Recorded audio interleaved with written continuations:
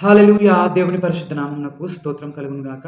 యోహాను సువార్త 12వ అధ్యాయము 47వ వచనంలో మనం చూసినట్టయితే, ఎవడైనను నా మాటలు వినియు వాటిని గైకొనిన యెడల నేనతనికి తీర్పు తీర్చను. నేను లోకమునకు తీర్పు తీర్చడానికి రాలేదు గానీ లోకమును రక్షించుటకే వచ్చితిని అని చెప్పి వ్రాయబడిందండి. ఆమేన్. హల్లెలూయా! అవునండి. మన ప్రభువైన యేసుక్రీస్తు ఆ పరమును వీడి ఈ భువికి వచ్చింది మనల్ని తీర్పు తీర్చడానికి కాదు కానీ, ఆయన నిన్ను నన్ను మనందరిని రక్షించడానికి ఈ లోకానికి వచ్చాడు. వేటి నుండి రక్షించడానికి వచ్చాడు అనంటే, చూడండి, మనమందరము పాప ఊబిలో కూరుకుపోయిన వారము, చీకటిలో నివసిస్తున్న వారము.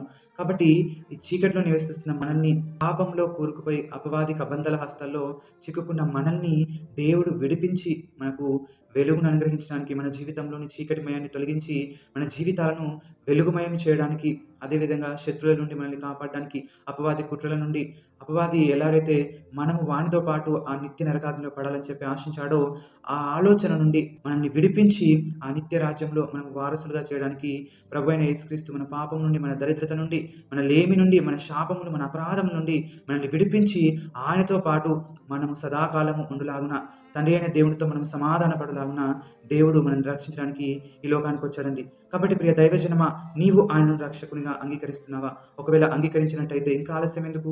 ఈ రోజే ప్రభువైన యేసుక్రీస్తుని నిజ రక్షకునిగా అంగీకరించు. ఆయనతో పాటు యుగయుగములు సదాకాలము ఆ నిత్య రాజ్యంలో ఉండే భాగ్యమును పొందుకో. ప్రభువు అట్టి కృప మనందరికీ దయచేయును గాక. ఆమేన్. హల్లెలూయా!